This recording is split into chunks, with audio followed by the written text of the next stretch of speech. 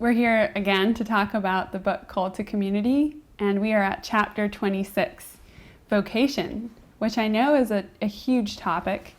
This chapter is an excerpt from John F. Alexander, and he kind of lays out vocation, three different concepts of it historically. So he starts with the Catholic or the traditional, the first church, their understanding of it and how it changed from Jesus's times, and then pre-Reformation, Reformation, and then the Anabaptist understanding, which is what resonates with us, of course. So he also kind of gives context in the Bible for vocation and where it's not and where it is, and lays it out really simply how Christ called people to follow him, and that's the essence. And then how you apply it to life can get complicated, but it doesn't need to. So Rich, I don't know if you want to talk more about like the historical conception of it, or... Yeah, I mean, I think it's, to have a definition of vocation. So vocation meaning a calling or something that we do with our lives. And, very clearly, Jesus does call people, right, in the New Testament. What he doesn't do is call people to a certain type of work. He doesn't say, you are called to be a teacher or you are called to be a shoemaker. These are more incidental occupations that are necessary. We have to work, as we learned in the Garden of Eden, we will make our bread by the toil of our hands. But what he does call us to is to follow him.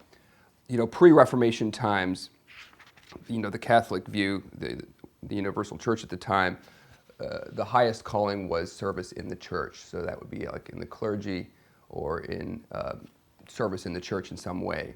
And that was sort of the pinnacle. And you even read, novels like where there's holdovers to this, like George Eliot's Middlemarch, where like being a member of the clergy was like a really highly esteemed role. And then comes the Reformation, where this sort of idea of mediation between the people and God is taken away, right? So like we all actually have a relationship to God, and God is everywhere, and no matter what we do, it can be done in service to God. So whether we're making shoes or doing scientific research, this is all done to the glory of God.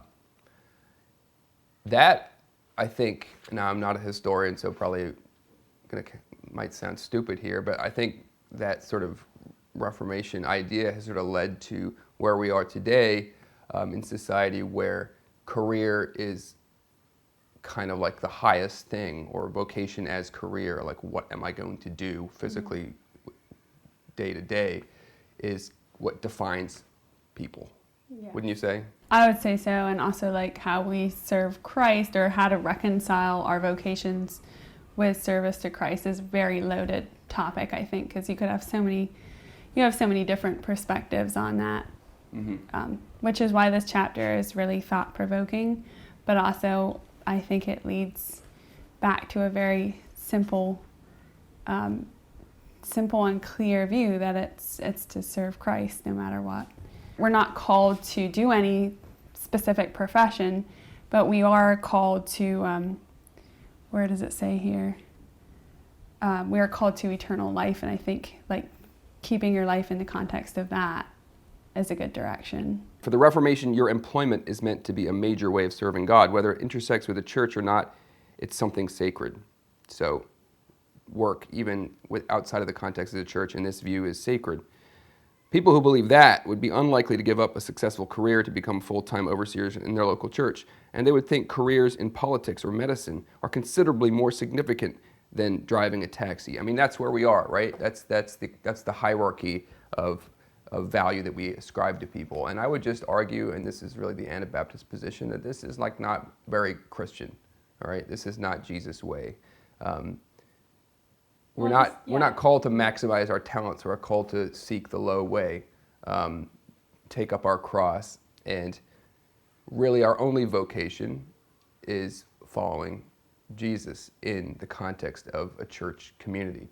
Yeah, and it has to be in a church community. I think that's the key, because if you're talking about this and you're talking about serving the church in any capacity and then you're being compensated for that, wouldn't that create a conflict of interest unless you're sharing all things in common? So for me, that's what makes the common person, maybe that term isn't so well known, but just sharing all your resources and all your money together.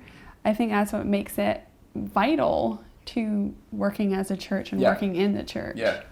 And being subject to one another, and not looking, for our own reward, financial or otherwise. And so we should talk a bit about how that works in the context of our church community, where we try to put this into practice. None of us claims to have a career.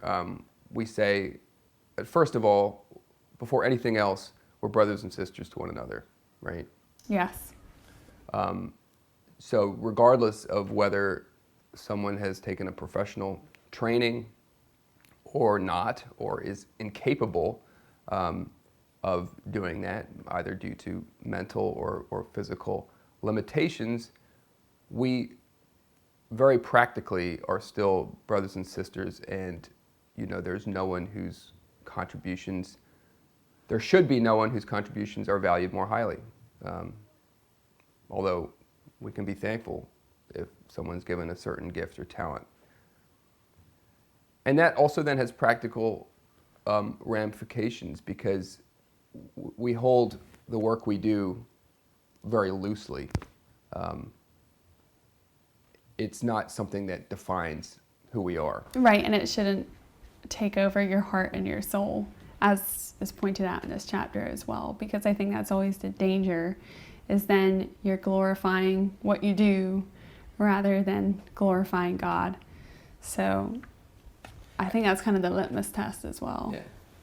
And it's actually very helpful, to be in this environment where you may suddenly be reassigned to something you're completely unfamiliar, and possibly even feel like this isn't really my thing, because then you do discover, in the end, any service done, from the most basic to maybe more highly specialized, they're all the same, right?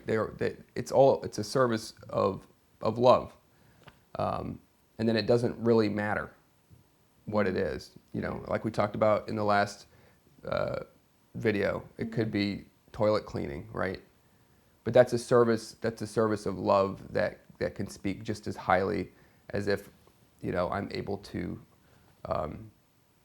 work out some amazing business scheme, or design some fantastic money-making product.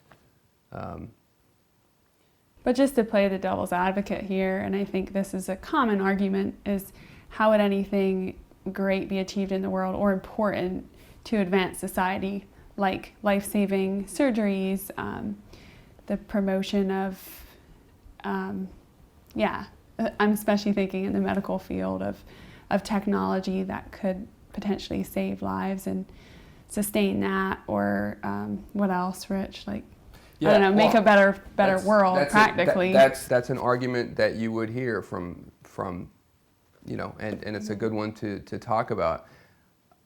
So how do you read in some ways this is like way beyond my pay grade, but I will just say that I think the last few years have kind of showed us that maybe all this talk of progress has been a bit illusory, and some of the gains we have made may not have contributed positively to our quality of life. I mean, you look at where our world is in terms of climate and like sort of existential challenges that we're facing, which you can really, I think, argue are a result of human hubris and going beyond what we ought to have done.